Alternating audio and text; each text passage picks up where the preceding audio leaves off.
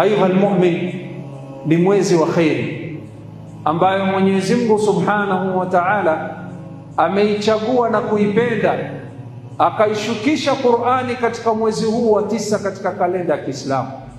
Bali alichaguliwa Mtume Muhammad sallallahu alayhi wasallam kuwa mtume katika mwezi huu wa Ramadhani.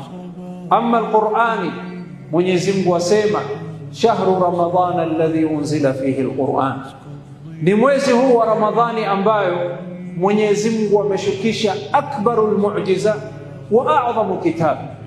Ni mwezi huu ambayo Mwenyezi Mungu ametuchagulia tuwe ni wenye kufanya, tuwe ni wenye kufunga.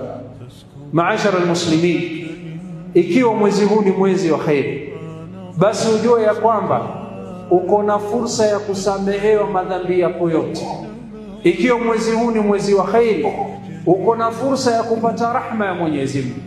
Ikiwa mwezi huu ni mwezi wa khairi, basi ujue ya kwamba kila siku ya Ramadhani Mwenyezi Mungu huchagua watu fulani fulani fulani fulani, si katika watu wa moto. Allahumma ja'alna